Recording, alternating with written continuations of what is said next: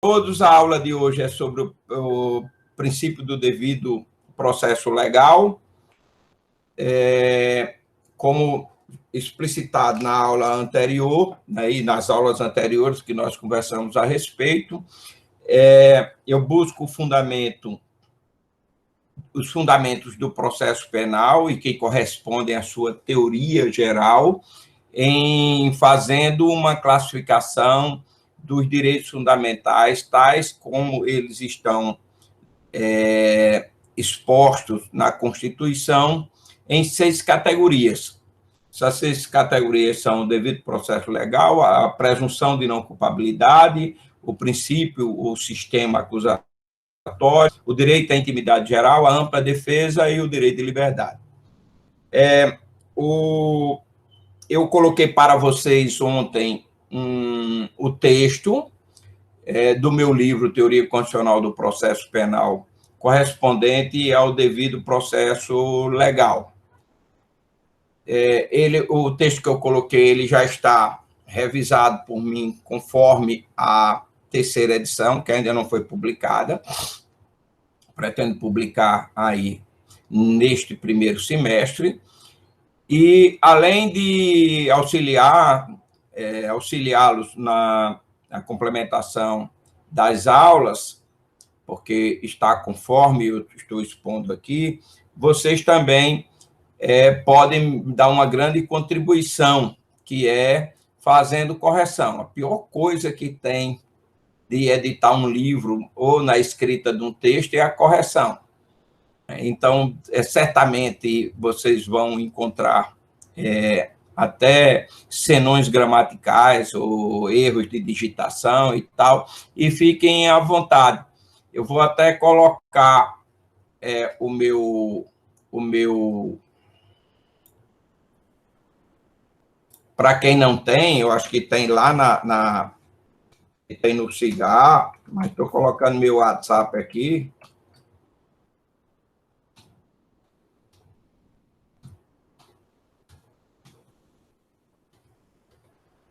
Estou colocando o meu WhatsApp aqui, e eu não sei se vocês já fizeram correção de texto, ou alguém já fez correção de texto para vocês. Para facilitar, quando a gente faz correção de texto, a gente indica o item, né? No texto que eu coloquei para vocês vão ver que tem todos os itens, começa com o 9.1, né? E aí ele vai no item. Então, quando vocês encontrarem algum erro, for referente a um item, vocês colocam item número 9.1, por exemplo. Aí você coloca parágrafo, segundo, terceiro, quarto parágrafo, aí identifica a linha e aí diz qual é o erro e aí facilita para a pessoa. Quando vocês fizerem o TCC de vocês e o passarem para o professor orientador, fatalmente o professor orientador vai corrigir dessa forma, a forma de correção, ou mesmo pós-graduação, algo do gênero, tá? Então, também vocês colaboram comigo e, obviamente, estou aberto a críticas, né? Assim, até uma questão de alguma abordagem, vocês achem interessante, naturalmente, eu analiso, se for o caso, eu incluo, né? Eu digo muito. Eu só sou professor que sou porque eu sou juiz também. E sou o juiz que sou porque eu sou professor também. E eu não teria escrito esse livro se eu não fosse as duas coisas. Eu acho que uma complementa a outra sobremaneira. Esse livro me ajuda demais nas duas atividades.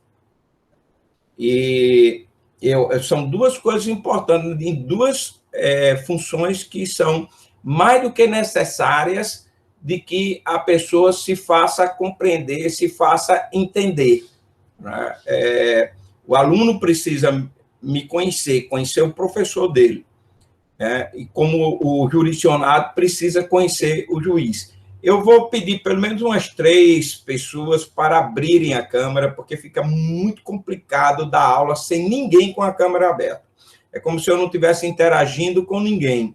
Então, ainda que a maioria permaneça com as câmeras fechadas, mas, por favor, pelo menos uns 3 alunos abram as câmeras. Opa, obrigado, Sérgio, obrigado, Manuela, Silvia, mas se tiver mais 1 ou 2 aí, ajuda demais a aula, porque senão o professor perde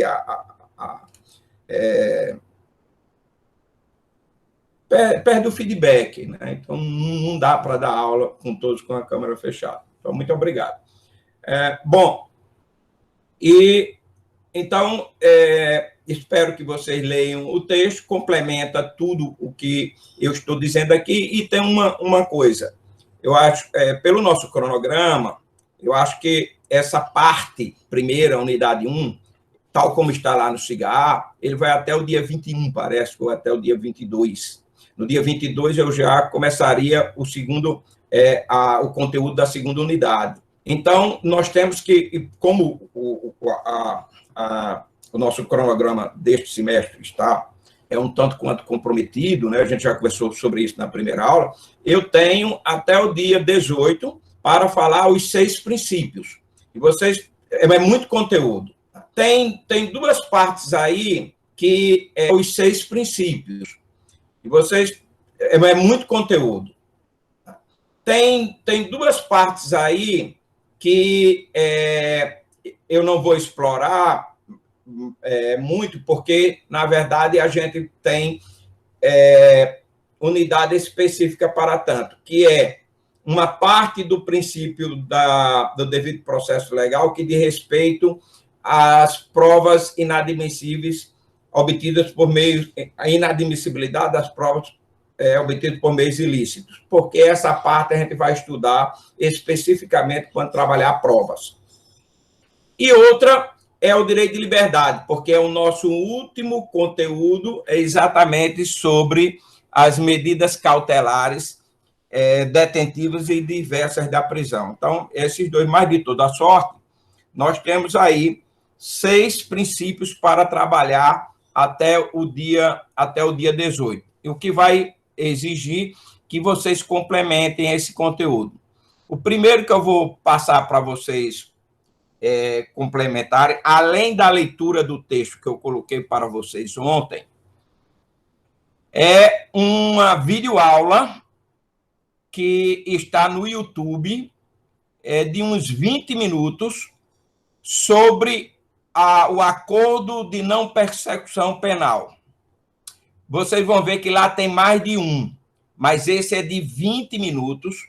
Foi uma videoaula que eu gravei para um curso em EAD para os juízes federais. Então, esse conteúdo aí para vocês é um texto curtinho. Eu vou também sobre o ANPP, Silvia, me lembrar não, aquele livro que a gente produziu pelo grupo de pesquisa sobre o pacote anticrime. O primeiro capítulo, escrito por mim, é sobre o ANPP. Então, ele está em PDF, eu queria que colocasse no SIGA mesmo, o PDF do livro, tá? E aí... Certo, eu estou com o PDF aqui. Mas é o PDF do livro ou só do primeiro capítulo? Não, coloca o livro, que quem quiser ler mais, ali tem assuntos bem interessantes. Então, também, o ANPP, eu vou complementar dessa forma, a videoaula e o texto. Esse texto, porque um texto de EAD ele é diferente, ele precisa ser dialogado, e esse texto eu também tinha colocado para os juízes federais, nesse curso que eu dei, e eu depois revisei para a forma de capítulo de livro. Silvia, eu também estou tendo que autorizar José Newton entrar aqui, que ele está sem o domínio da UFRN. Tá? Certo. Acabei de autorizar. José Newton? José Newton. Bom,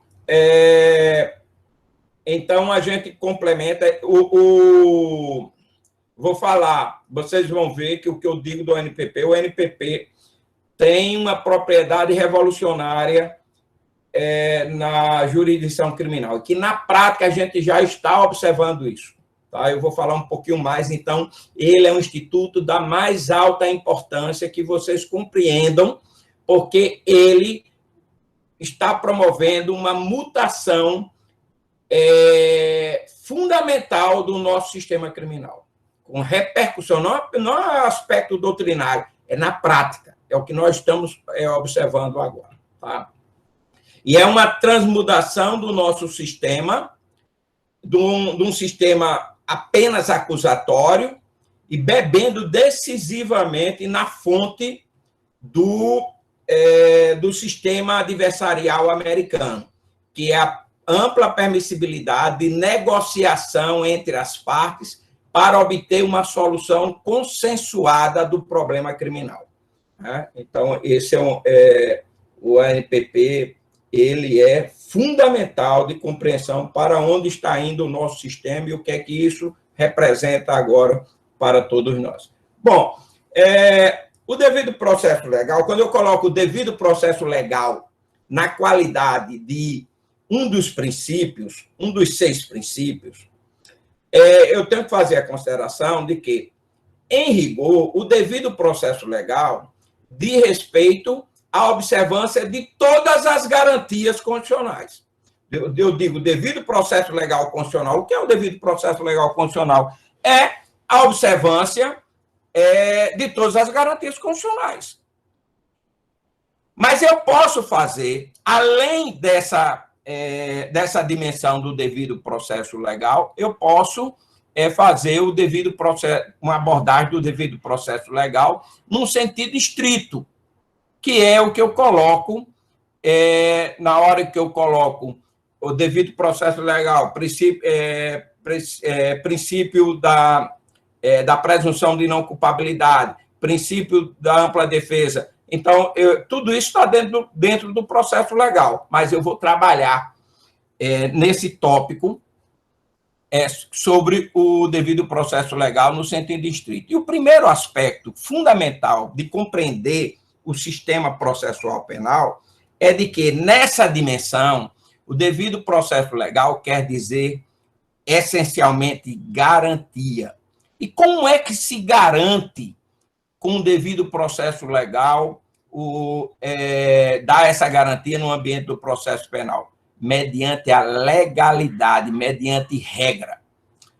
As regras no processo penal, elas têm uma outra dimensão além daquela que tem o processo civil. Ela não é mera forma, ela tem uma função. A legalidade no processo penal, ela é uma forma de instrumentalizar os preceitos constitucionais, de sedimentar os preceitos constitucionais. Então, forma é garantia. Por isso que é de todo inadequado se pensar no processo penal com a ideia do princípio da instrumentalidade das formas do processo civil. No processo penal, forma é garantia. Daí porque não há de se aplicar o princípio da instrumentalidade das formas. Óbvio que não pode ser também uma formalidade inquebrantável, que não admita que, em determinadas situações, se identifique quando não observada a forma, que isso se traduza apenas em uma mera irregularidade, sem contaminar o processo. E isso quer dizer que, mesmo no processo penal, para se declarar uma nulidade em razão da desobediência a uma forma ou a tipicidade do ato processual, é necessário que seja demonstrado um prejuízo. Acontece que o problema da doutrina e da jurisprudência é que, seguindo a ideia do processo civil, da instrumentalidade das formas, o ônus para a demonstração desse prejuízo é atribuído a quem alega, a quem a quem aponta o defeito para o ato processual. E no processo penal não deve ser assim. Até porque essa questão do devido processo legal como garantia, como nós vimos pelas correntes de formação do pensamento criminal, ela surgiu para conter o Estado. Ela é uma forma de contenção do Estado. Lembrem-se que antes da processualização, antes da existência das regras, o Estado era absoluto, o Estado podia tudo. A aplicação da pena, ou exercício do dever de punir, ele era auto-executável. Não precisava da intervenção do Estado juiz. Quando vem a Revolução Francesa e a gente passa a ter uma tripartição de poderes, com independência entre eles, e que na seara da punição deveria se aplicar a tripartição dos poderes, e como é que se aplica a tripartição dos poderes na questão da punição? É que quem vai dizer o que é crime ou não é o soberano, não é o executivo, quem vai dizer é o legislativo. O legislativo vai autorizar o poder de punir do Estado. Estado, executivo. O executivo vai se estruturar com órgãos para exercer esse poder de punir. E o executivo ele tem o direito de persecução e não o direito de decisão, de imposição da pena. Quem vai fazer isso é o Estado juiz. Ele tem de pedir ao Estado juiz. Isso tudo em proteção à pessoa a quem vai se atribuir esse comportamento criminoso. Daí que o sistema criminal, na perspectiva do devido processo legal, ela representa essa contenção. O Estado não pode tudo. O Estado tem, mais do que um poder, ele tem um dever, mas também um dever de legalidade. O Estado é o primeiro a cumprir a lei. O Estado para além dos indivíduos. Então, vocês vejam que o processo penal ele é substancialmente diferente do civil, porque no processo civil eu estou numa relação de iguais, intersubjetiva, entre os jurisdicionados. No ambiente do processo penal, eu tenho sempre o Estado contra o indivíduo, o cidadão. E ainda mais, há de se lembrar que quem é esse Estado que é o titular da ação penal? Esse Estado ele cria dois órgãos para exercer essa persecução penal.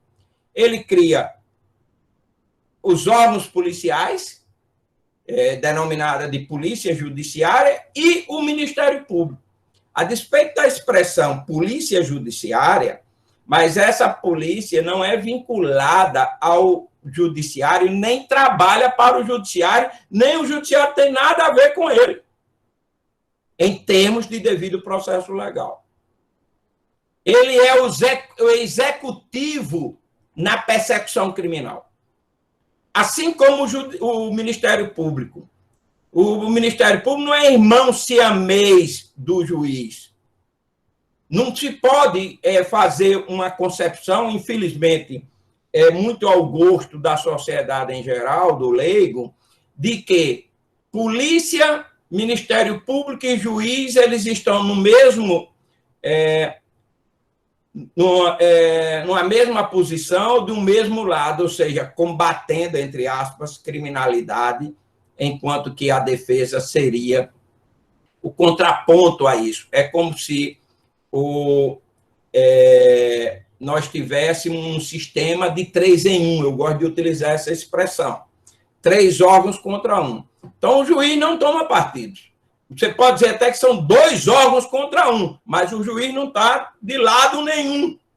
O juiz é julgador, o juiz é imparcial. Se não deveria ser. Então,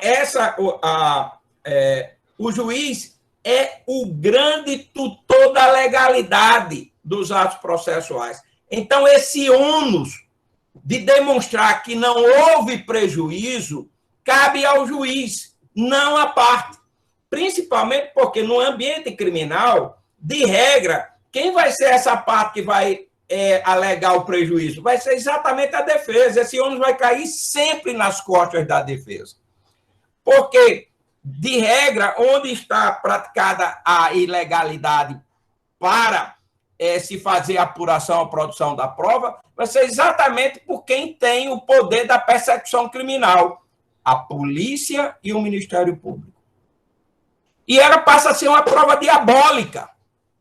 Eu até cito no texto a maior das provas diabólicas, porque ele tem que mostrar um prejuízo que ele teve, que é muito difícil em várias situações. Vocês vão ver, vou deixar essa parte para a leitura do texto de Gabriel, que trata exatamente dessa parte e de como não se pode aplicar a instrumentalidade das formas no ambiente do processo penal. Essa é a primeira faceta do devido processo legal no ambiente criminal e que já afasta bastante do que a concepção que nós temos para o processo civil. Para além disso, o devido processo legal quer dizer que não há pena sem processo.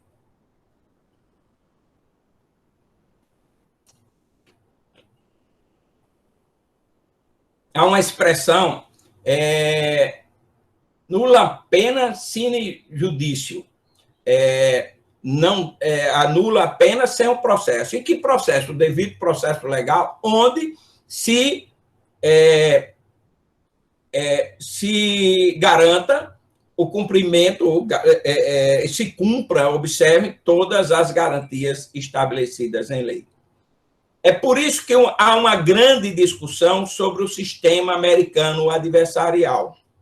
Porque o sistema adversarial americano, ele permite, que vocês estão vendo na 13ª emenda, o plea bargain, ele permite a aplicação de pena. Eu vou chamar a atenção, que é uma das perguntas, inclusive, do questionário, que naquele documentário, nos dados, de acordo com os dados estatísticos, eles informam que, olha o que é que consta lá naquele documentário, que mais de 97% da população carcerária é oriunda de acordos feitos entre o Ministério Público e a Defesa. Eu não sei se vocês percebem o que é que eu quero dizer, e é o problema que é apontado na 13ª emenda, de que o poder decisório sai do juiz e vai para o Ministério Público. A gente não está falando aqui de 97% das condenações, nós estamos falando aqui de 97% da população carcerária, ou seja, pessoas condenadas e que estavam presas naquela época da realização da 13ª emenda. Então, esse sistema adversarial americano e essa negociação, o plea bargain americano, ele é extremamente punitivo. E não é por outra que a maior população carcerária mundial é dos Estados Unidos, com mais de 2 milhões de pessoas. Porque, à primeira vista, a gente pode pensar, poxa, se é uma justiça negocial, ela é uma justiça leniente, flexível, que passa a mão na cabeça. Não é isso a realidade. E que Michele Alexander, naquele livro dele, A Nova Dominação, mais ou menos isso tem aí na bibliografia que eu passo para vocês, o nome correto da obra, e ela enaltece o tempo inteiro esse caráter punitivista desse sistema adversarial. E o Brasil, e os países em geral, têm ido beber nessa fonte desse sistema adversarial do plea bargain. No pacote anticrime, foi proposto, o ministro Moro propôs que fosse implantado no nosso sistema o plea bargain. O parlamento o parlamento brasileiro não aprovou, e acho que fez bem, mas aprovou o ANPP, que é uma derivação do plea bargain. E por que ele não é plea bargain? Porque a suspensão constitucional do processo não é plea bargain? Porque a transação do juizado especial não é plea bargain? Porque com esses institutos não há aplicação de pena. Com esses institutos, quando muito, pode ser aplicado medidas restritivas, que não são pena, em que não há declaração de culpa. Depois de cumpridas as condições estabelecidas, o juiz profere uma sentença de extinção de punibilidade. E por política criminal, no ordenamento jurídico brasileiro, a sentença de extinção de punibilidade, ela é absolutória. Daí porque isso está no artigo 397, inciso 4º do Código de Processo Penal. Daí porque nem a transação, nem a suspensão condicional do processo, nem muito menos o ANPP, se contrapõe à ideia do devido processo legal como condição para que se puna alguém. Porque, repita-se, seja a transação, a suspensão condicional do processo ou mesmo o ANPP, não há declaração de culpa, nem muito menos aplicação de pena. Isso é super importante e vocês vão ver que, como condição para o ANPP, o artigo 28A estabeleceu a necessidade da confissão do que ele chama investigado. A nomenclatura utilizada é investigado. Eu discuto essa confissão, não é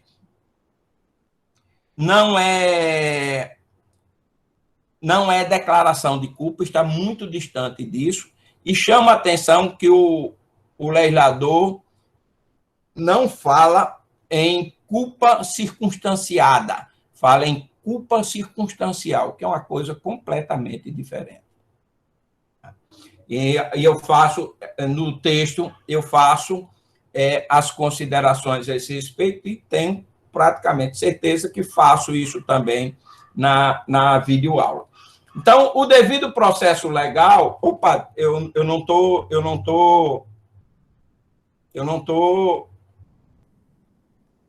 apresentando, não é isso? Esqueci e nem vocês disseram, tá? Então, estamos quites, eu e vocês. Desculpem aí. Então, esses são os maiores aspectos fundamentais do devido processo legal no ambiente criminal. Legalidade e condição. O primeiro é a legalidade, tudo que eu falei. Depois é a condição para a aplicação de uma pena. Alguma dúvida aí?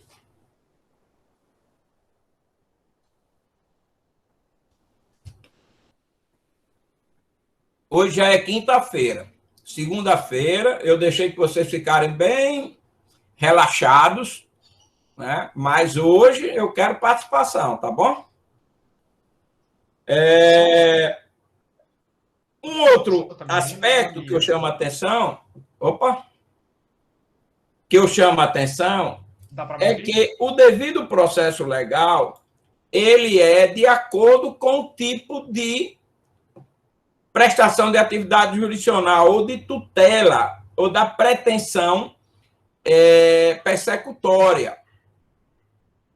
Porque, naturalmente, que nas tutelas de urgência o devido processo legal é diferente. Vou citar um exemplo. Quando ocorre a detenção em flagrante, vocês vão ver que eu vou o tempo inteiro, e corrijam-me quando eu fizer errado, eu vou falar em detenção em flagrante, não vou falar em prisão em flagrante. Porque, tecnicamente, flagrante não é prisão. Flagrante é mera detenção. Prisão exige ordem judicial, determinação judicial. E o flagrante é uma hipótese que uma pessoa tem o seu direito de liberdade cerceada independentemente de ordem judicial. Quando a gente está falando que a pessoa tem o direito de liberdade cerceada, eu estou dizendo que um direito fundamental é flexibilizado sem prévia autorização judicial. Olha a gravidade.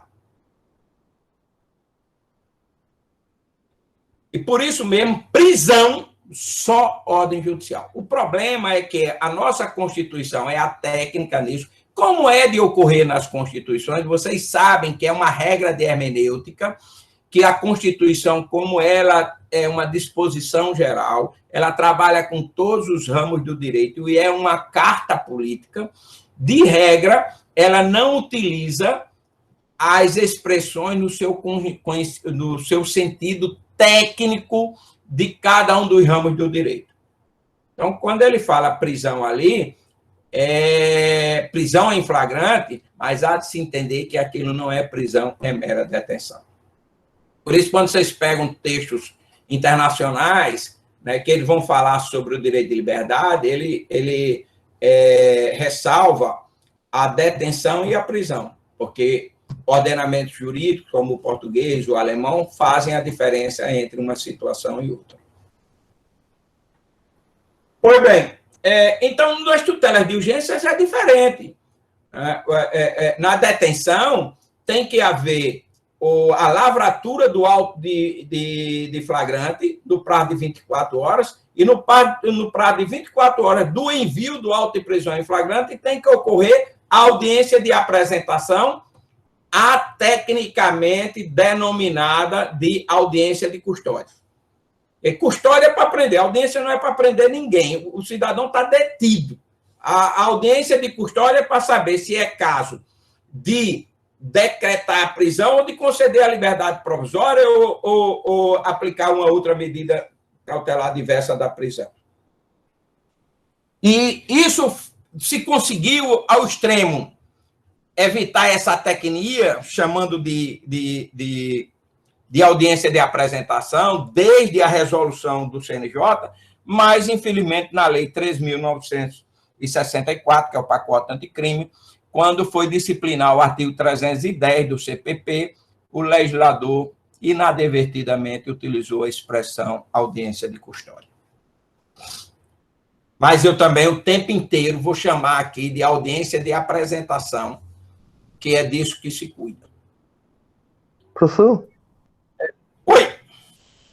Oi, Laura. Em relação a essa audiência de apresentação, ou como chamar audiência de custódia, uma coisa que eu vi muito na prática agora, nesse momento da pandemia, é que, enfim, como a gente está numa pandemia, tem uma, eu não sei o que foi uma resolução exatamente, de que poderia ser feita por meios digitais, né, por videoconferência. Deixa eu só, me desculpe interromper, um absurdo que o CNJ fez.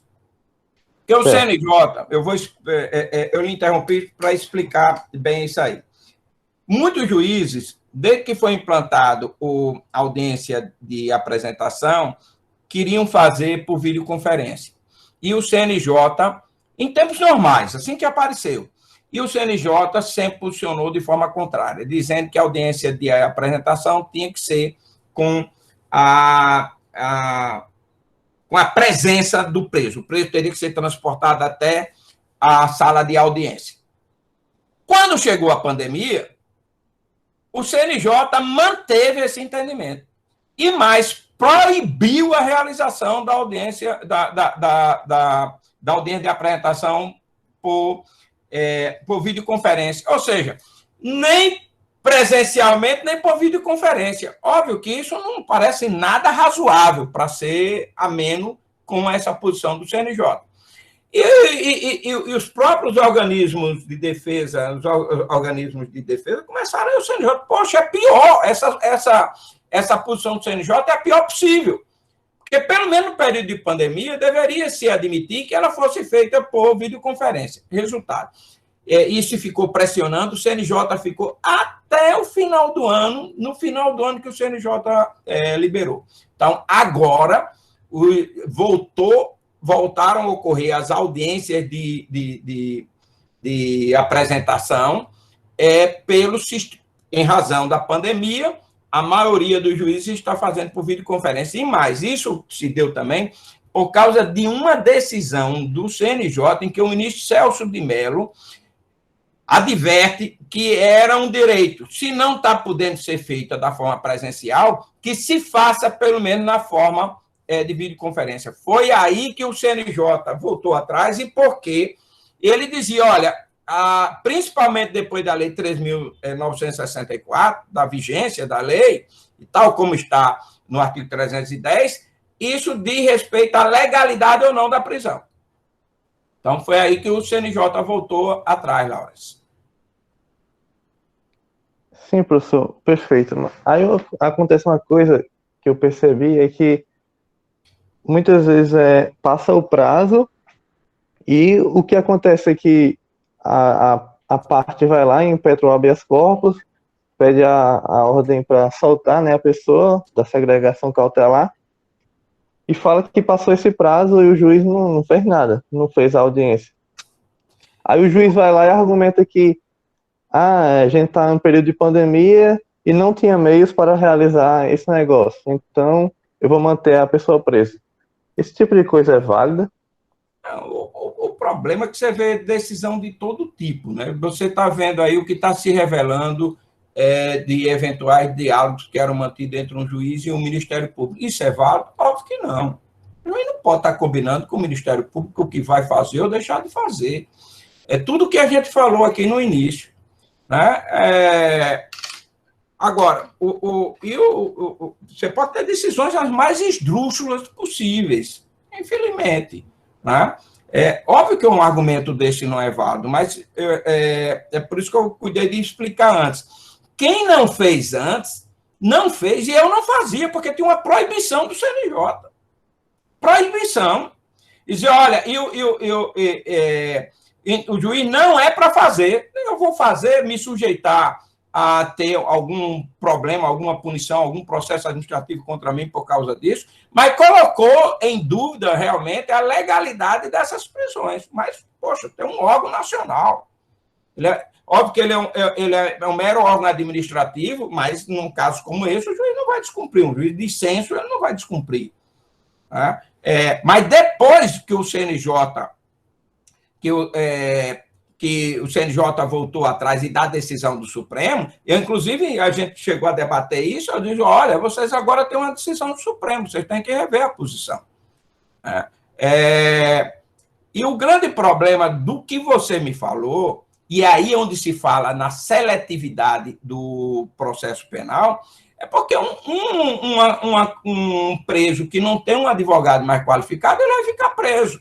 Porque o juiz pode usar esse argumento, um tribunal de justiça pode até utilizar esse argumento, mas se ele for a STJ, a Supremo, essa prisão vai ser considerada ilegal. Agora, aí é que está. Quem é que chega até o Supremo e ao STJ? Não é fácil. Por mais tecnologia que nós tenhamos, mas não é tão fácil assim. Precisa de um advogado com tenacidade e tal, ele lá ir atrás. A nossa Defensoria Pública, tanto estadual como federal da União, ela é bem estruturada. Quando for uma situação como essa, certamente eles chegam, mas há dificuldade. Mas um argumento desse não é de nada válido. E o pior é que no ambiente criminal, não raro, se utiliza esses argumentos utilitaristas, né? E argumento de que os fins justificam os meios. Esse é um problema. Né? Mas validade num argumento desse não tem nenhuma. Agora, infelizmente, vocês vão se deparar com os mais diversos argumentos, né?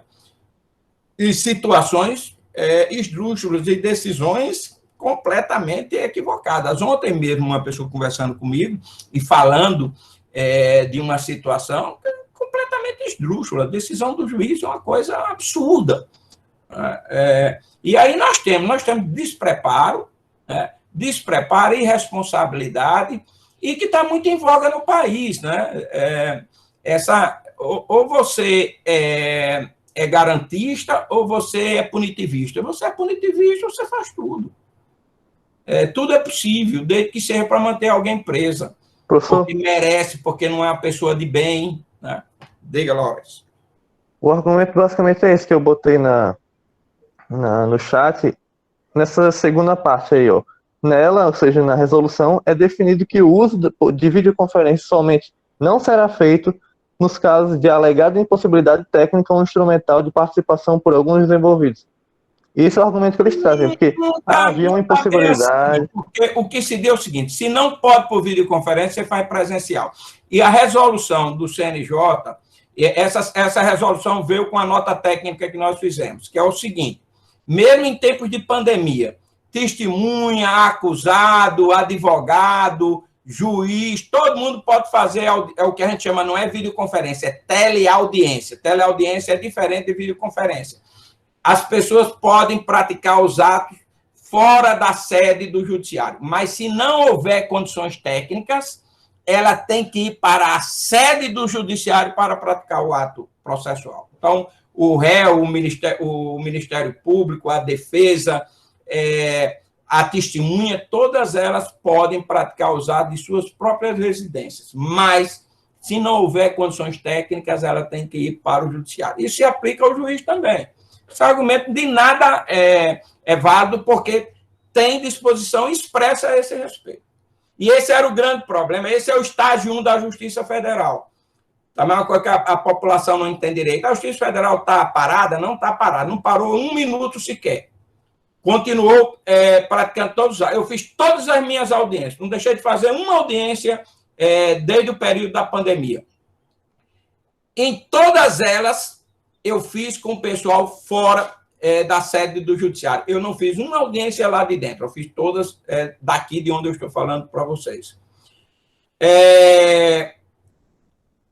Porém, existiam alguns casos que dava dificuldade, porque a pessoa não tinha um equipamento adequado. O que é que a gente fazia quando a pessoa, uma testemunha, não tinha um equipamento adequado? A gente levava o equipamento para lá. Você pode dizer, poxa, que dificuldade. Não, não tem dificuldade nenhuma. Você leva uma droga de um iPhone e leva uma internet móvel quando necessário. O cara ia lá e fazia. E a gente começou a dizer, olha, é mais fácil, nesse caso, trazer a pessoa para o judiciário do que utilizar essa necessidade. Lawrence, durante o período da pandemia, no ano passado, o CNJ criou um curso, na verdade era um curso, e ele colocou 4 juízes, dentre esses juízes eu estava e coordenei esse curso, que era exatamente para tirar dúvidas e apresentar soluções para juízes que tivessem dificuldade de praticar os atos processuais por videoconferência e por teleaudiência. Eu lhe digo que não existe essa impossibilidade. A impossibilidade é mais argumento do que propriamente um problema. Há várias e várias formas de resolver a eventual impossibilidade. Eu lhe digo, teve um caso que, como a pessoa, a Justiça Federal estava fechada, a pessoa prestou depoimento da área ali, quem conhece a Justiça Federal, da área logo depois da guarita, naquela área do estacionamento. Ela foi para lá e prestou dali, porque a gente tem uma internet boa, toda aquela área a gente tem internet boa.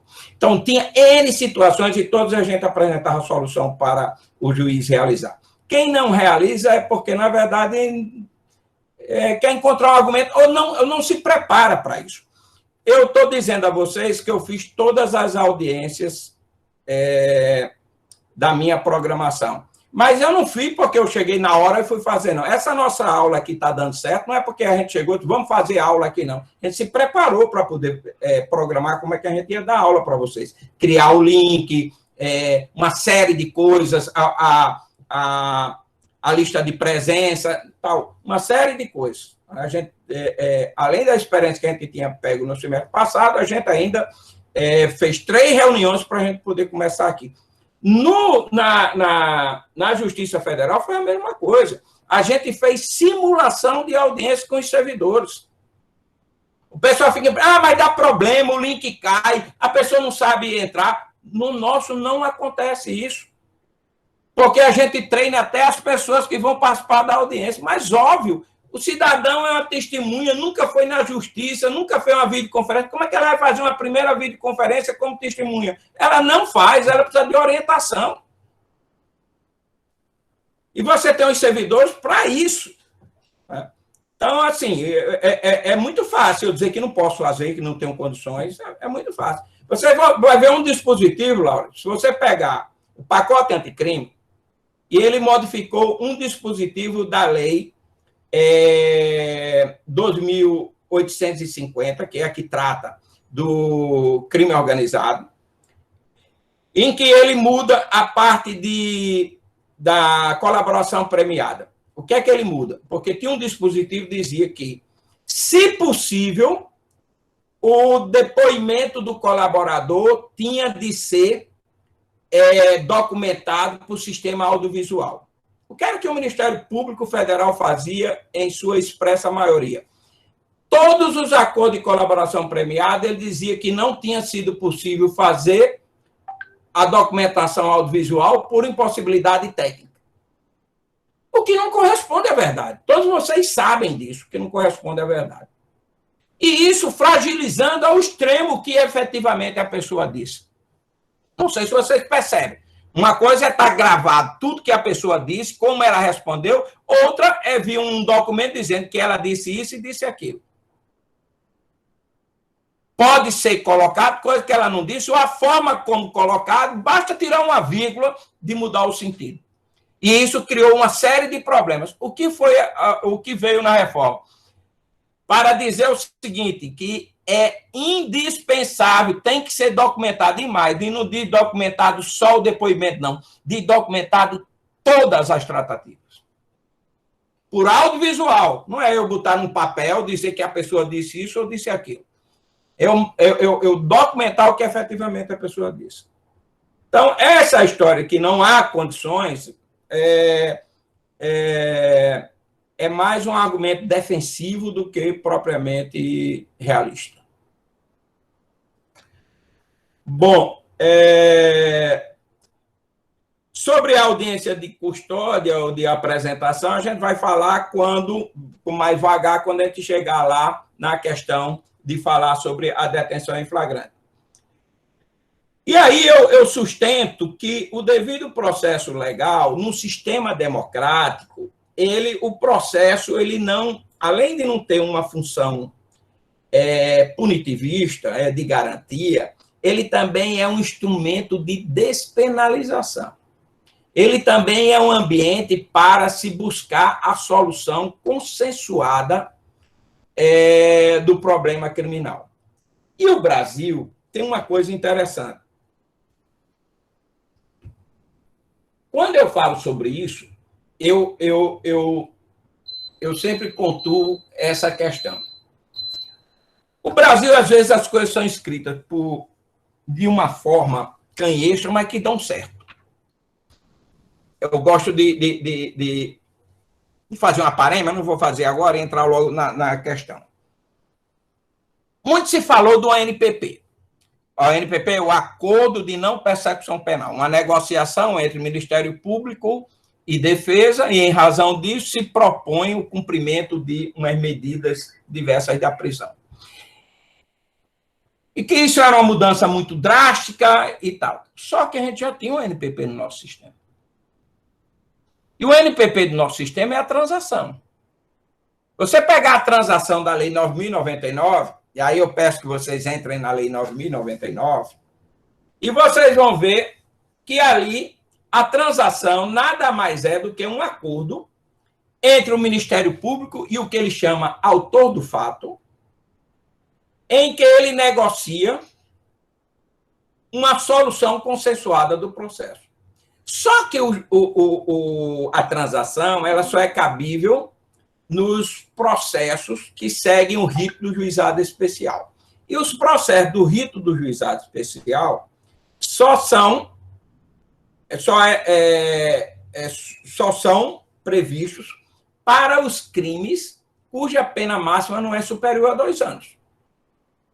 Vem a Lei 13.964, cria a NPP no artigo 28A, permitindo essa negociação em todos os crimes que não tenham violência ou grave ameaça e que a pena não seja a pena máxima, aliás, a pena mínima, desculpe, gente, a pena mínima não seja igual a 4 anos. É a mesma natureza jurídica. Então, quando eu vou falar do NPP, eu digo, olha, o Brasil já tem experiência. É como se o legislador tivesse feito o seguinte, olha, em 1995, a gente vai criar a transação. Depois que a gente estiver sazonado, tiver experiência nesse tipo de negociação, e se der certo, lá em 2019, a gente pega e aumenta essa possibilidade. Agora, não mais para os crimes cuja pena máxima seja até 2 anos, mas cuja pena mínima, repito, pena mínima, não seja igual a 4 anos. E a gente pega e dá outro nome. Aquele nome lá vai ser transação. Para não haver confusão, o nome dele vai ser transação. E esse agora, o nome vai ser Acordo de Não Persecução Penal. ANPP, o tal do ANPP. Foi isso que aconteceu. Então, quando você viu alguém, isso é uma coisa do Brasil nunca teve. Tem, sim. O Brasil tem desde 95. Só que aplicados apenas aos chamados crimes de menor potencial ofensivo. Agora, esse tipo de negociação, sob a nomenclatura ANPP, ela é admitida para os crimes de gravidade média. Para vocês terem uma ideia, quando ele fala que o NPP é admissível a todo e qualquer crime que não tenha violência ou grave ameaça à pessoa e que a pena mínima não seja superior, não seja igual a 4 anos, ele está dizendo que todos os crimes contra a administração pública se admitem a esse tipo de negociação, aí incluindo até o crime de corrupção. Porque a técnica legislativa brasileira, a política legislativa brasileira, melhor dizendo, é de que os crimes de gravidade média, a pena mínima é entre 1, 2 e 3 anos. Pode pegar os crimes. Estelionato, por exemplo, a pena mínima é de 1 ano. Os crimes contra a administração em geral, no máximo, ela tem pena mínima de 3 anos. Então, aquilo que vocês estão vendo na 13ª emenda, de que mais de 90% dos cargos do sistema americano, a solução ela é negociada, não vai a júri, a gente vai vivenciar a mesma coisa aqui no Brasil. No ano passado, eu tive muito mais casos de ANPP do que de recebimento de ação penal. E assim vai ser. Eu não sei se vocês receberam, eu passei, Silvia, eu passei para vocês, monitores, uma pesquisa feita do número de acordo de não persecução penal que o Ministério Público Federal fez durante esse período. Então, isso vai ser uma revolução. Eu digo isso no texto. E a gente já está percebendo agora. Eu estou de férias, volto na próxima semana. Eu até estava falando a esse respeito. Eu tenho feito mais audiências de ANPP do que audiência de instrução e julgamento. Que a expressa maioria dos crimes afetos à Justiça Federal, eles estão sendo resolvidos pelo ANPP.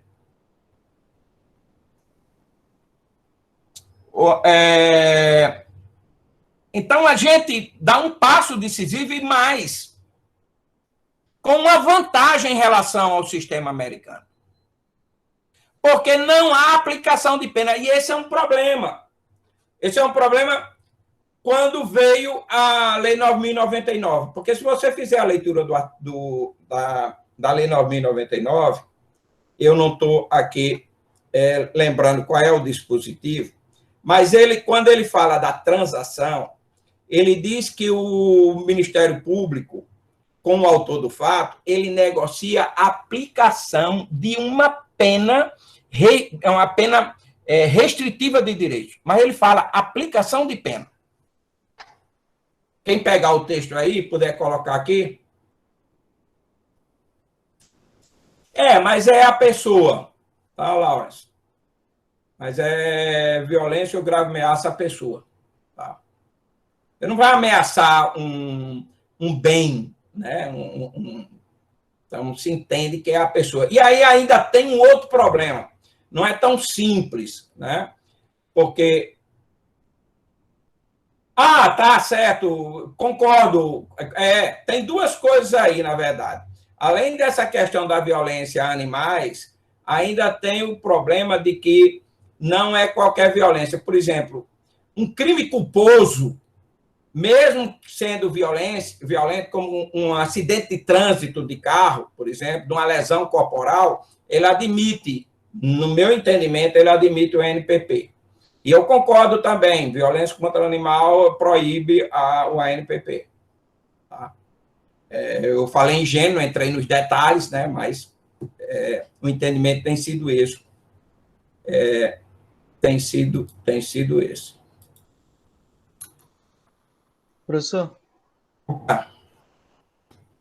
se falando assim em materialidade, assim, não no sentido do Código Penal, mas em relação às coisas que realmente aconteceram, porque eu acho que muito se fala sobre o processo, sobre como certas medidas elas vão conseguir alcançar algum tipo de desencarceramento, e aí quando a gente chega na realidade,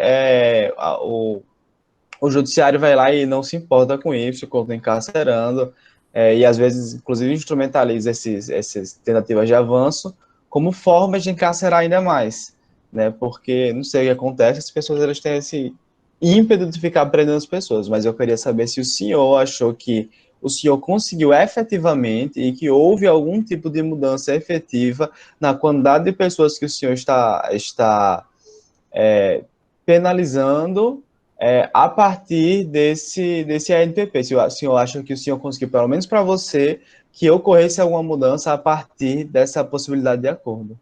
Não ocorreu só comigo, não. Aconteceu com a expressa maioria dos juízes. Às vezes a gente é imediatista demais. O Instituto entrou em vigor em janeiro do ano passado. Isso em termos de tempo para consequência concreta no judiciário é um tempo curto.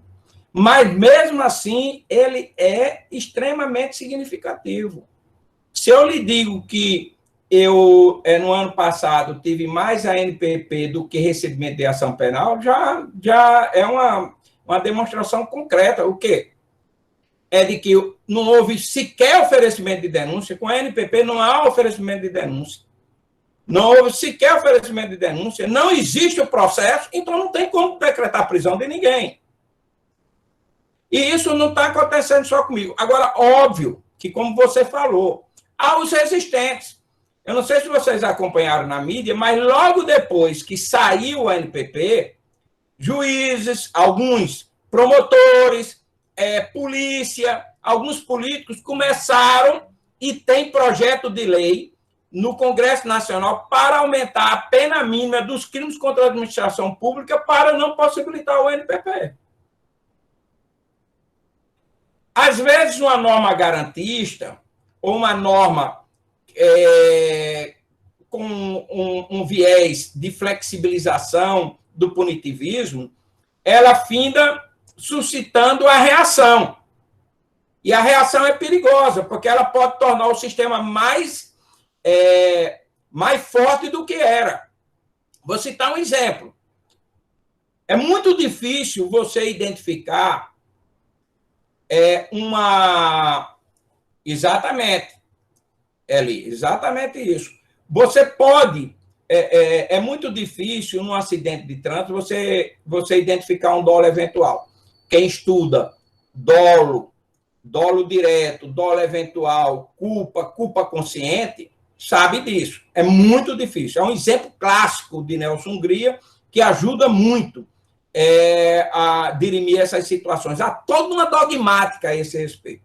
Mas, no dia a dia nosso, é a coisa mais comum e banal se identificar um dolo eventual para afastar a culpa. E por que para afastar a culpa? Porque no nosso sistema processual, especialmente com a reforma de 2011, não é cabível a prisão preventiva quando se trata de crime culposo. Pelo fato de não caber a prisão preventiva no crime culposo, a autoridade policial e o Ministério Público, não todo, mas boa parte, procura a ferro e fogo classificar como dolo eventual para justificar a prisão. E vou dar só um exemplo que todos vocês conhecem, Boate Kiss.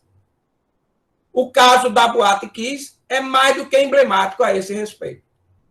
Porque ali prenderam os integrantes da banda, prenderam o sócio do estabelecimento, que era um rapaz de menos de 30 anos, que estava na noite, estava curtindo lá também, estava na festa, ele era o maior frequentador do ambiente. E caiu na cabeça de uma pessoa que ele estava com dolo eventual. O cara que se exploda, pode explodir para mim, tanto faz. É impensável, mas se classificou como dolo eventual para justificar a prisão. Então, que existe esse movimento e que vai existir os maiores argumentos para não tentar aplicar, aqui eu tenho N exemplos disso, várias situações que o Ministério Público diz, ele não confessou na polícia, então não cabe ao NPP. Vocês vão ver no meu texto, quando vocês lerem o texto, e depois eu quero que discutam, o entendimento de que a proposta ou os motivos pelos quais o Ministério Público não oferece a proposta têm de ser comunicados ao investigados antes do ajuizamento da ação penal. E vocês vão ver, da mesma coisa que Laurence falou aí, da videoconferência, que um argumento defensivista do Ministério Público é que não tem instrumentos para entrar em contato com a pessoa antes do ajuizamento da ação. Será que não tem? Ou é mais fácil dizer que não tem? Óbvio que tem como. Você assiste a qualquer filme americano, você vê lá, o cara está depondo perante a polícia, aí o policial chega e diz, não, vamos conversar aqui com o Ministério Público para ver uma proposta de acordo. A gente não pode fazer o mesmo? A polícia não pode ligar lá para o Ministério Público? Ou melhor, fazer uma chamada de vídeo, uma videoconferência? Não pode. Não, mas a gente não faz isso. Começa a fazer. Porque a coisa mudou. Ou mudou ou não mudou. 2-1. O que você está falando é muito importante. Porque ou eu mudo, ou eu procuro fazer de aplicar a coisa, ou não vai. Isso que eu estou dizendo a você, em curso com o juiz, a gente fala isso. O sujeito mudou. O que é que eu vou defender no texto? Olha o que é que eu vou defender. Que a proposta do acordo ou a informação ao investigado de que não vai fazer a proposta expondo os fundamentos é um pressuposto objetivo de admissibilidade da ação penal. Aí sabe o que é que eu faço? Se o Ministério Público oferece ação penal sem a informação a esse respeito, eu rejeito a ação penal. Agora, você vai pegar juiz que aceita a ação penal. Aí vai ficar no mesmo. Você vai ver casos que o Ministério Público oferece a denúncia e diz, juiz, mas cita o cidadão e vê se a gente faz um acordo. Não é esse o procedimento. O cidadão tem o direito de não ser denunciado. O acordo é de não persecução. É diferente da suspensão condicional do processo. Quando vocês forem olhar a suspensão condicional do processo, o instituto é diferente.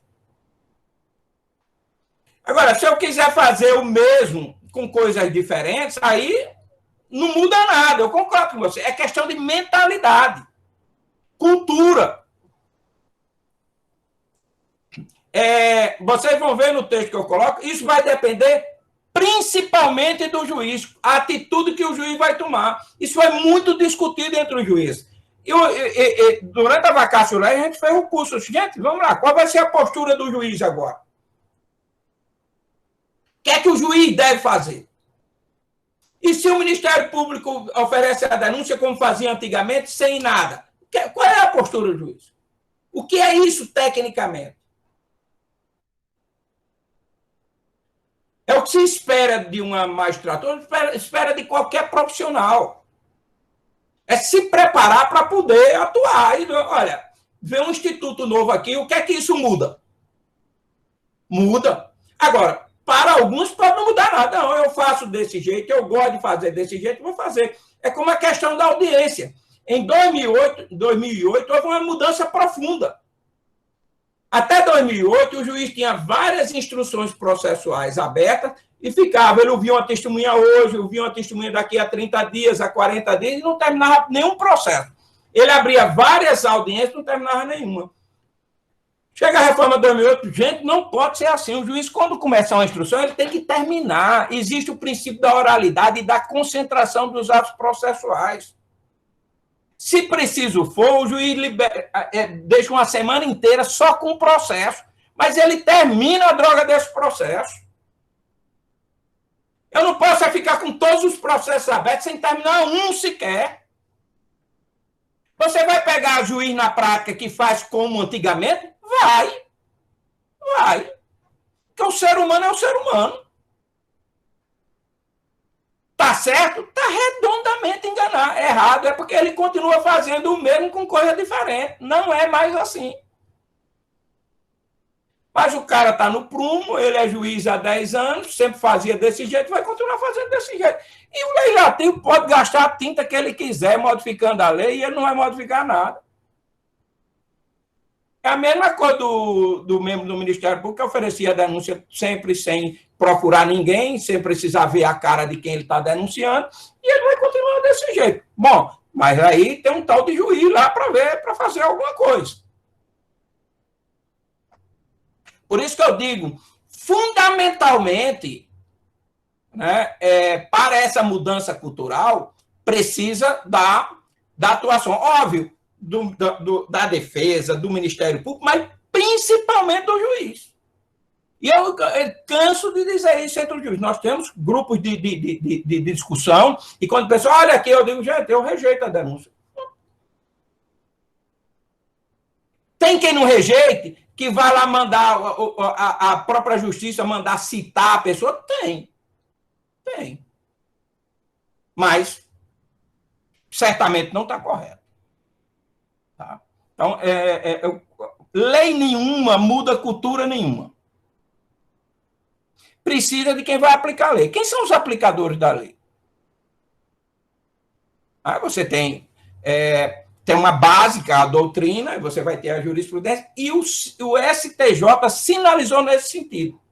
Tem uma decisão da ministra Maria Tereza, monocrática, mas em que foi uma denúncia perante a competência originária do STJ, e ela rejeitou a denúncia porque não tinha nem a proposta, não tinha prova de que ela tinha feito a proposta e o investigado tivesse recusado, nem muito menos de que ele tinha comunicado ao investigado os eventuais motivos pelos quais ele não oferecia o NPP. Porque vocês vão ver uma coisa interessantíssima. Eu acho que é o parágrafo 14 do artigo 28A, que diz que o investigado pode questionar perante o órgão revisional do Ministério Público a razão pela qual ele recusou o NPP. Ora, para ele poder reclamar perante o órgão revisional do Ministério Público, ele tem que ser informado. O Ministério Público não pode dar uma pancada nele oferecendo ação penal e depois dizer, olha, agora você está sabendo. Não, isso é antes do ajuizamento da ação. Ele tem o direito de não ter ação ajuizada contra ele. E esse dispositivo instaura entre nós uma questão bastante interessante. Eu digo que o cidadão tem um direito subjetivo de ter o processo deles solucionado pela via consensual, desde que obedecidos os requisitos objetivos e subjetivos. Bom, então, se isso é um direito subjetivo, não é um favor, não é benefício, não é nada, é direito, porque no processo o investigado, acusado, ele é sujeito, ele não é objeto. Se é isso, então ele teria o direito de postular perante o juiz, dizendo, juiz, olha, eu tenho o direito a ter solucionado o processo sem um ajuizamento da ação penal. Só que o legislador preferiu uma via que eu estou concordando. Ele, aliando o sistema acusatório, ele está deixando essa discussão toda dentro do Ministério Público, na instância revisional do Ministério Público. Se o membro do Ministério Público, promotor, procurador da República, não oferece a proposta do acordo, comunica ao cidadão, o cidadão não pode postular ao judiciário, ele tem que postular ao Ministério Público, o órgão revisor. Se o órgão revisor entender que o membro do Ministério Público está correto, aí está satisfeito o requisito do pressuposto objetivo de admissibilidade e ele pode oferecer a denúncia sem que o judiciário possa entrar nessa discussão. Já tem uma decisão do STJ nesse sentido. Eu não sei se me fiz entender. E esse paradigma, ele quebra um dogma nosso. Se é direito subjetivo, eu tenho a possibilidade de postular perante o judiciário. Mas esse direito ao NPP é um tipo de direito subjetivo que a minha reivindicação se exaure dentro do ambiente do Ministério Público, sem eu poder postular ao judiciário. É super interessante esse aspecto. Eu abordo esse assunto no texto, no livro Pacote Anticrime, que a gente editou de um grupo de pesquisa nosso aqui da universidade, que Silvia vai colocar no CIGA para vocês. Pode deixar, professor, eu já peguei o PDF. Obrigado, Silvia. No primeiro capítulo eu abordo exatamente esse tema. Alguma dúvida? Tudo isso que eu falei, Enzo, é para concordar com o que você disse, tá? Agora, tem diferença. Tem em ambientes... Aí você vai ver. Você vai ver que tem juízos que vai ter mais a NPP, outros menos. É como você pega um juiz... Eu sou um juiz que eu não sei porquê, tem quem me rotula, eu acho engraçado, né? Tem quem me rotula como um juiz extremamente severo. Que alguém está com um processo que não está com quem? Com Walter Nunes, lascou-se. E tem gente que, quando cai para mim, rapaz, ainda bem que caiu para ele, tal. É um juiz garantista que nunca me bota no meio termo. Eu só gostaria que me botasse numa tal do meio termo, né? Que eu acho que é fazer como um matuto. Você vai pela direita ou pela esquerda? Não, olha, aqui é muito ruim, aqui é muito... Então eu vou onde? No meio. No meio ninguém erra. É uma brincadeira, mas para algumas coisas ele serve. É para ver se vocês dão uma acordada aí, né? Um diálogo mais efetivo com vocês. Mas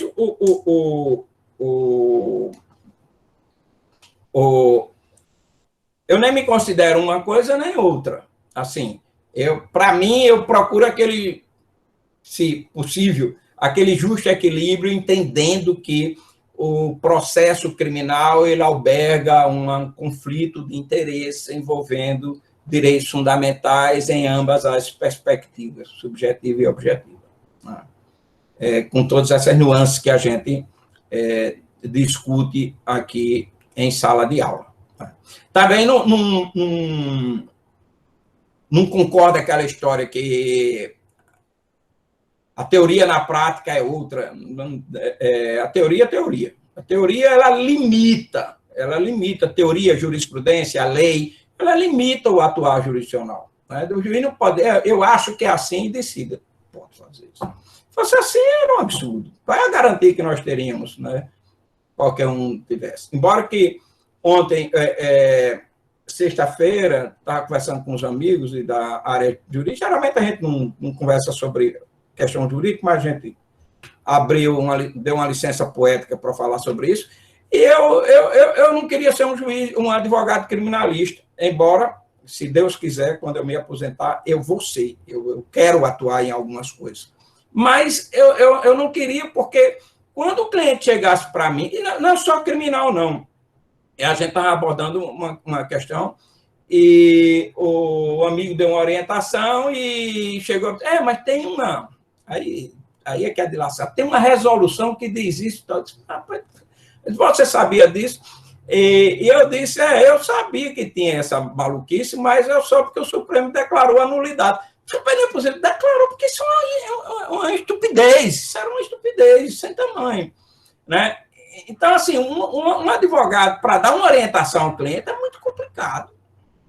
E eu vejo na área criminal, tem teses que elas são historicamente rebatidas. Aí, um certo dia, talvez um dia de dor de dente, um relator pega, muda completamente o entendimento e muda a jurisprudência completamente. Então, se você vai para um advogado, o advogado vai dizer, olha, a jurisprudência toda é contrária, o Supremo tem posição remansosa contra essa tese, eu acho que não vale a pena. Aí ele vai a outro advogado, o advogado mais interessado no dinheiro do que em qualquer outro. Não, vamos lá. Certo que vai perder e ganha. Então, eu digo, olha, se eu fosse advogado na área, eu digo, olha, a tese é dificílima, muito provavelmente vai perder, mas dá para a gente tentar mudar. Porque eu nunca vi coisa tão mutável. Vocês estão vendo essa questão do alcance da expressão do princípio da presunção de não culpabilidade. Historicamente, o Supremo decidia de um jeito, aí um belo dia mudou a posição, aí ficou uns 5 anos, mudou de novo, aí, de repente, agora mudou novamente. Poxa, assim... E isso importando a pessoa ir presa ou não ir presa. Começar ou não começar a execução da pena. O sistema não se sustenta dessa forma. Nem muito menos os profissionais de direito. Ministros que tinham votado a favor da execução da pena logo depois da condenação de um tribunal, concedeu liminar em habeas corpus para suspender a execução. Então, você vai entender como.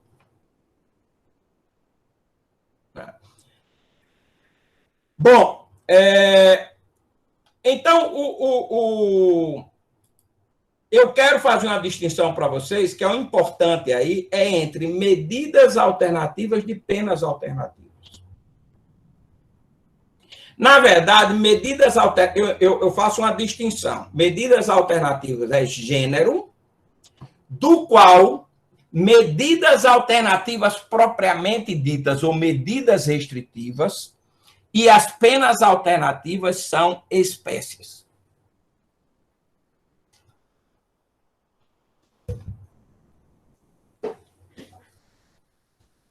A medida alternativa, propriamente dita, ou restritiva, ela não importa em reconhecimento de culpa.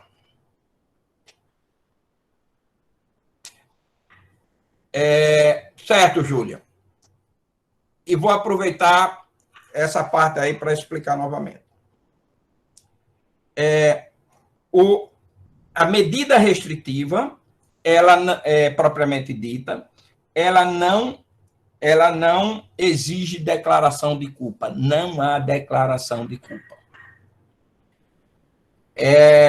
Ela provém de uma negociação, seja na transação, seja na suspensão condicional do processo, seja no ANPP.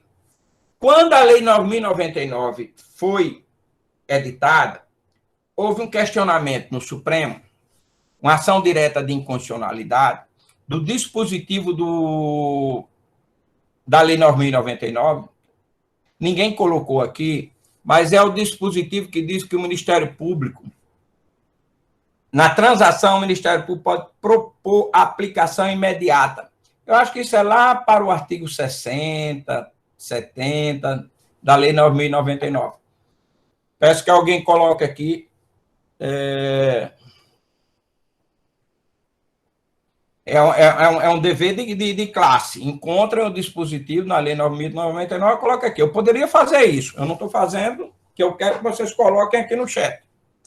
E ele diz que o Ministério Público propôs a aplicação de pena restritiva de direito. E a ação direta de inconstitucionalidade era porque isso era uma ofensa ao devido processo legal. Lembrar o que a gente falou anteriormente. Devido processo legal quer dizer legalidade e que ninguém pode ser considerado culpado ou aplicar pena sem o devido processo legal. E um acordo não é um devido processo legal. Porque não há nem o processo. Na transação não existe nem o processo contencioso. O Supremo não acolheu a invocação da inconstitucionalidade exatamente com o argumento de que, embora a lei fale em aplicação de pena, isso não é pena. Ela são as mesmas penas restritivas, mas só que sem qualidade de pena, como medida.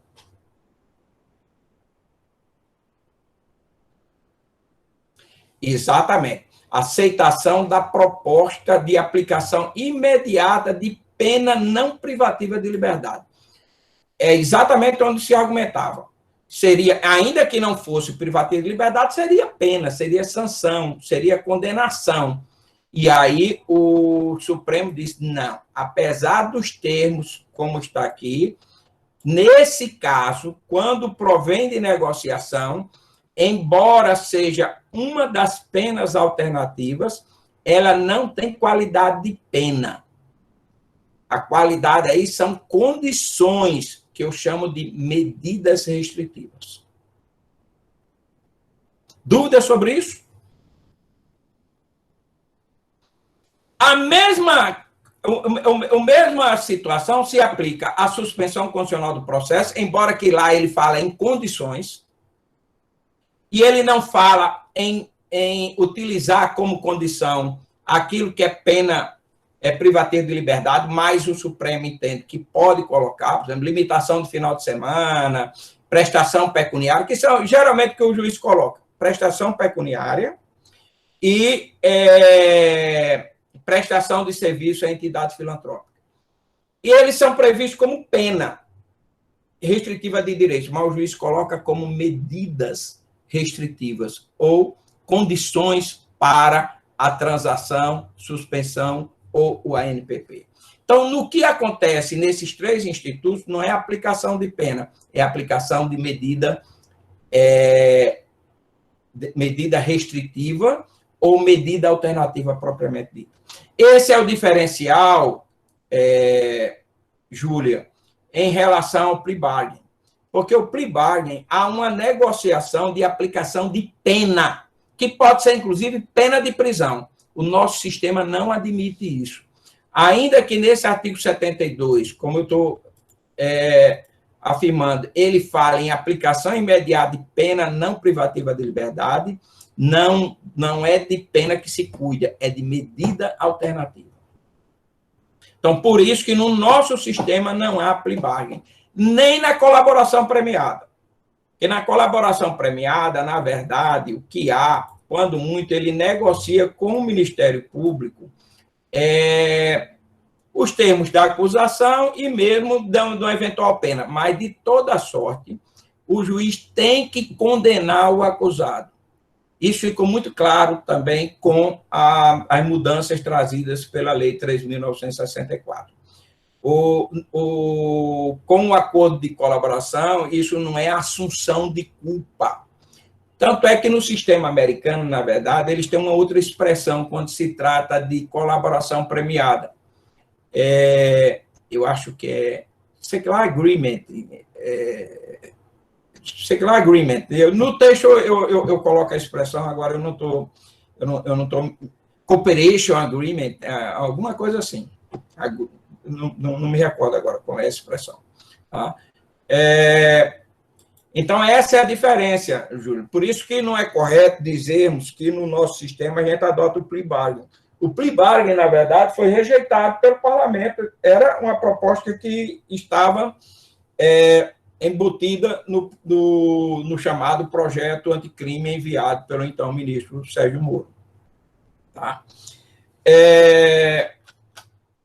Então, esse é um aspecto interessante. A gente, dentro que é a despenalização por meio do processo, a gente tem a duração razoável do processo. A duração razoável do processo é algo que sempre foi imaginado para o ambiente do processo, para o ambiente criminal. Porque a demora do processo ele cria um problema imenso para o acusado. Lembra isso, Cooperation Agreement, isso mesmo, Silvia, obrigado.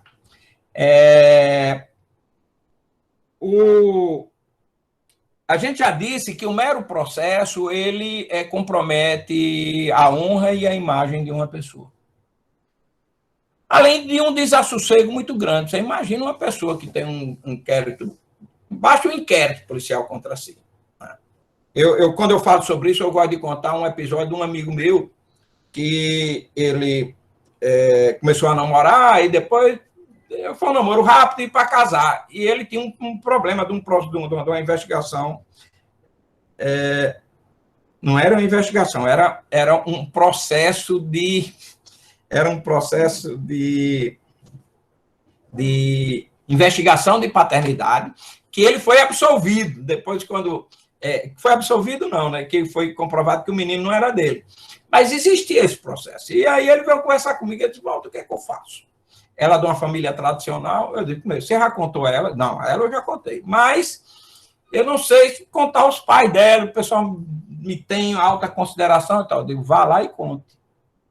Conte, porque um dia eles vão saber. E aí pode dar uma complicação muito grande. Pode saber no dia do casamento você ter uma confusão imensa. Aí ele conversou com a namorada na época, não, de jeito nenhum, se contar, meus pais não deixam eu casar com você. Pronto. Resultado, não contou. Depois do casamento, obviamente que chegou. Foi uma confusão, os pais não falavam mais com ele, os sogros, né, não falavam mais com ele, a maior confusão do mundo. A coisa demorou muito, graças a Deus, eles até hoje são casados, né, muito bem casados. E depois é que o pessoal resolveu para mim. Enquanto o processo não resolveu, que foi dito que ele não era o pai da criança, ele não teve sossego na vida. Né? Então, veja que no civil isso acontece, dependendo do tipo de processo, imagina no criminal. E por todos os preconceitos que isso vem a gerar. Então, tem a duração. Você imagina a duração razoável de uma interceptação de comunicação telefônica. A duração razoável de uma interceptação das mensagens de WhatsApp ou de e-mail e algo mais. Então, isso é extremamente. A duração razoável é da mais alta importância no ambiente criminal. E a gente tem alguns preceitos, como a gente vai ver, né? A questão para o procedimento ordinário, 60 dias, o sumário 30 e o da primeira fase do Tribunal do Júri 90 dias. O legislador ele se confundiu, ele não é bem claro. Na verdade, ele estabelece esse prazo para a realização da audiência de instrução e julgamento a partir do saneamento. Antes de falar do procedimento, vocês vão entender melhor essa situação. Né? E agora, a questão da prisão preventiva. A prisão preventiva sempre foi um problema porque nunca conseguimos colocar um prazo para a prisão preventiva. Prisão preventiva não tem prazo. Mas o legislador da Lei 3.964, o pacote anticrime, ele foi extremamente feliz, que era uma coisa que já tinha sido ensaiada pelo CNJ. Estabeleceu o prazo de 90 dias de validade da prisão, sendo necessário o juiz revisar a prisão preventiva ao passar de 90 dias, que é outro instrumento, Enzo, que vai diminuir sobremaneiramente, de forma decisiva, o número de prisões preventivas. O fato de o juiz ter que ficar reexaminando e não reexaminar em tese, caracterizar a nulidade da prisão e a eventual relaxamento, cria uma barreira a juízes que seriam tão pródigos em decretar a prisão preventiva. Esse é outro instrumento que a gente acredita que vai trazer uma diminuição grande no número de prisões. Diga, Sérgio. Professor, eu só quis fazer um parêntese quando o senhor terminou Dá para ouvir, né? Não, fala só um pouquinho mais alto. Pronto, deixa eu aumentar mais o volume do computador. Pronto. Não, eu só quis fazer um parêntese mesmo quando o senhor estava falando do caso do seu amigo e sobre como a duração razoável do processo, por conta disso, no processo assim, ainda mais célere, que eu só me lembrei de, por vezes, que a quebra da presunção de inocência ocorre muito antes, às vezes, do inquérito policial e perdura até depois da sentença penal condenatória, né? Então, que é muito mais perigoso nesse sentido. E mais, viu, como vocês vão ver, quando eu passar o texto para vocês sobre presunção não culpabilidade e presunção de inocência, que, na verdade, o que quebra é a presunção de não culpabilidade, que o cidadão é considerado pela sociedade culpado até prova em contrário. E, aliás, essa prova em contrário é outra prova extremamente diabólica, porque o cidadão não consegue nunca desfazer perante todos a imagem que ficou. Você imagine quando a polícia entra num apartamento de uma pessoa para fazer uma operação e tal, isso fica marcado eternamente, não sai, não. E vou lhe dizer mais, não sai da família dele, não sai do filho dele que está ali para ir para o colégio. Ali está tomando café, chega a polícia e tal. Você imagine como não tem que ser só pesado um juiz decretar uma busca e apreensão na casa de uma pessoa, porque você não está fazendo só com aquela pessoa, não, com todos daquele ambiente. Eu conheço casos e casos, inclusive determinados por mim, do desassossego que isso representa para as outras pessoas. Não é uma coisa simples, banal, não. E é impressionante como tem gente que trabalha nessa área e não tem essa dimensão. Não percebe o que é que isso representa. Para além da pessoa que está sendo investigada, para além da pessoa que está sendo determinada. É a mesma coisa você determinar a interceptação de comunicação telefônica. O filho da pessoa liga para ela, está lá todo mundo escutando, sabendo o que é que está vendo. Dependendo se o filho usa o telefone dele, e às vezes ele bota no nome do filho, você determina a interceptação do telefone do filho também, que só o filho usa e está falando com a namorada dele, e está lá, está todo mundo ouvindo. É muito complexa essa. E aí vem, além de tudo, vem a questão da duração, né, no caso da interceptação. Né? 15 dias, mais 15. Tem caso de 2 anos. 2 anos. 2 anos. A polícia passar 2 anos escutando uma pessoa e não tem prova. É porque não tem medo. Bom, e aí a gente tem a publicidade dos atos processuais, que é uma garantia fantástica. Até então nunca tinha aparecido como direito fundamental. Estava só no Código de Processo e no ambiente do processo penal a regra era assim. Quando o processo era contra José Joaquim da Silva Xavier, toda a publicidade possível. Quando o processo era contra alguém da sociedade, um empresário, o processo tem que ser em segredo de justiça, que vai prejudicar meus negócios, eu não posso ter a imagem arranhada e tal. E aí, depois da publicidade, especialmente depois de 2006, por aí, a gente passou a ter uma outra, confundir publicidade com espetáculo. E eu digo que a gente ainda está no momento do espetáculo. E aí esse é o problema. Publicidade, sim, espetáculo, não. Aquele livro de Casara é fantástico, fininho, né, que eu falei na aula passada, sobre o processo penal do espetáculo. Eu acho que a nomenclatura é essa, do livro. Merece ser lido, né? E ele fala uma coisa, e até por causa dessa espetacularização, que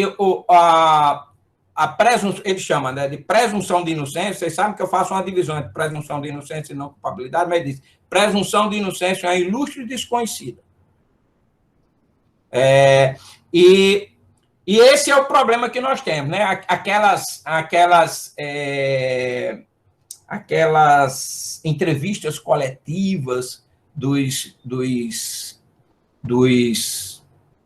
da autoridade policial junto com o Ministério Público, né? Transmite como que aquilo fosse a verdade inacabável, né? Inquebrantável, melhor dizendo, né? Isso tudo é muito complexo, né? E a gente vai ter que trabalhar isso, encontrar um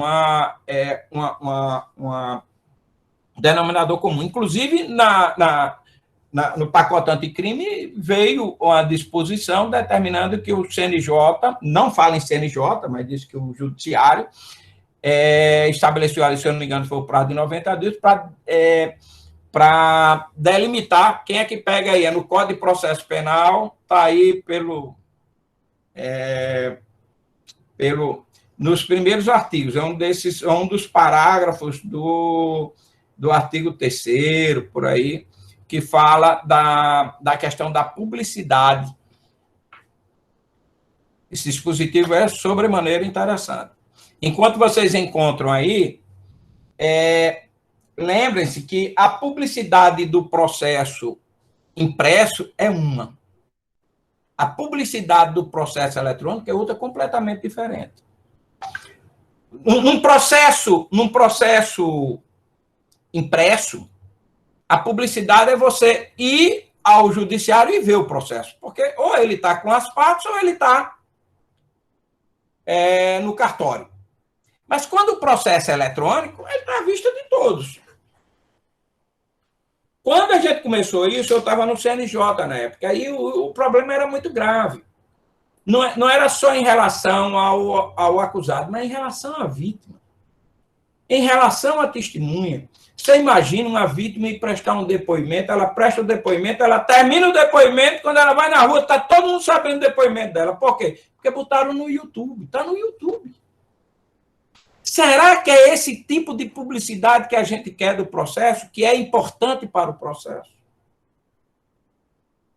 E aí, eu fui relator de uma resolução, é a resolução 121, se não estou me enganado. No texto eu faço referência à resolução.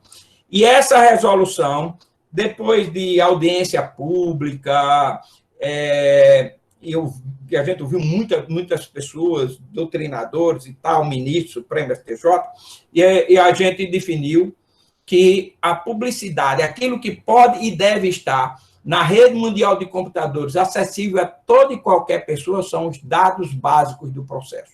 O que são dados básicos do processo definidos de acordo com essa resolução? A identificação do processo pelo nome e pelo número, a tramitação processual, a data do ajuizamento da ação, a resposta, se teve resposta, a audiência, a decisão e tal, todo o trâmite processual, e, na íntegra, todas as decisões judiciais, não só as interlocutórias, como necessariamente a decisão definitiva. Essa resolução é solenemente ignorada por boa parte. O próprio judiciário tem juiz, vocês viram muito isso na operação da Lava Jato. Logo depois do depoimento, do interrogatório do ex-presidente Lula, ou do depoimento de uma testemunha, ser colocado, vazado para a imprensa e ser colocado no YouTube. Isso é bom ou é ruim? Qual é o grande problema disso? É você fazer o vazamento seletivo. Coloca o que se quer.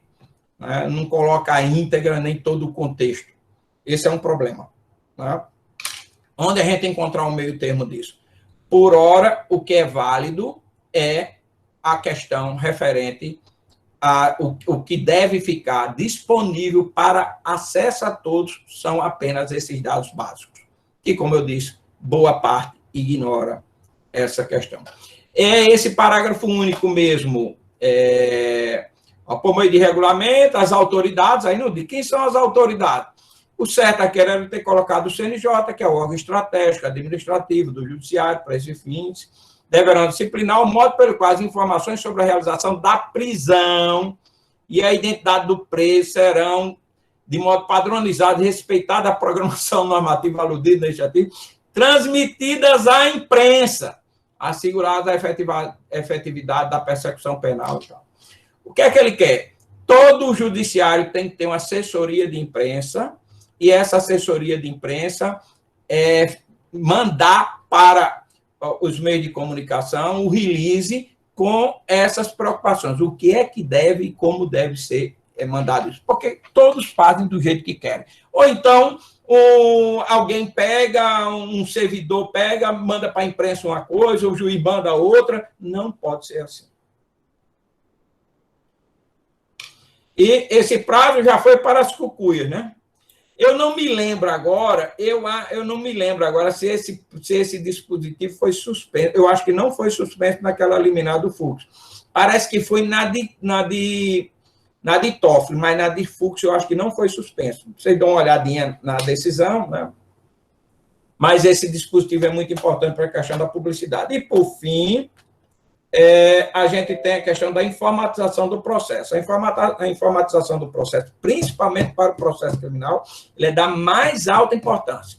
Porque antes da informatização, o processo impresso, para você conhecer o processo, você tem que ir no cartório. Pegar o processo, você tem que se deslocar. A informatização do processo quer dizer que você tem acesso 24 horas do dia, qualquer dia da semana, e pouco importa onde você está. Isso é uma vantagem, sim, também. Quem é advogado sabe bem o que é que isso representa. Sempre tinha estagiário, sempre tem estagiário, né? Vocês estagiam nos escritórios, e era comum estagiário, qual era a grande função do estagiário? Ir em cartório, tirar cópia de processo para poder levar para o escritório. Porque nem sempre o processo podia sair do cartório, porque tinha outras providências a serem tomadas.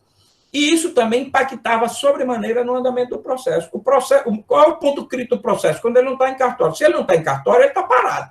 Ele só tinha como andar quando estivesse em cartório. Resultado, o processo eletrônico, o processo não sai do cartório. Eu tenho um orgulho disso aí, porque quando eu entrei na diretoria da AJUF, foi para ser diretor de comissões. O presidente da AJUF era Flávio Dino, que hoje é governador do Maranhão. E ele conversou comigo, antes dele tomar posse, ele falou: Walter, olha, tem um projeto que eu queria que você tocasse aqui, que é a informatização do processo. Eu realmente conhecia vagamente o que é que isso poderia representar. E isso é a revolução do judiciário e tal. Resultado, a gente fez o projeto, esse projeto foi uma sugestão de projeto de lei que foi numa comissão criada na Câmara dos Deputados. A AJU foi a primeira entidade civil a encaminhar uma sugestão de projeto de lei que se transformou em projeto de lei da Câmara dos Deputados e findou se transformando na lei, se eu não me engano, é lei 12.000... Bom, colocar aí na internet, lei de informatização do processo, aparece o número da lei. Essa lei demorou muito a ser aprovada, só foi aprovada em 2006, sancionada pelo então presidente Lula, né? E ele representou uma verdadeira revolução na forma de prestação de atividade jurisdicional.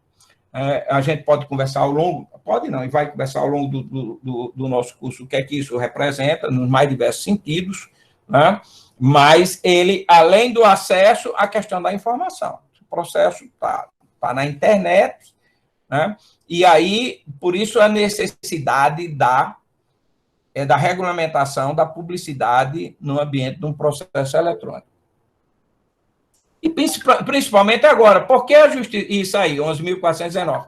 E por que a Justiça Federal, especialmente aqui no Rio Grande do Norte, funcionou tão bem no período da pandemia? Porque a gente estava preparado, a vara é toda informatizada, todos os processos são eletrônicos.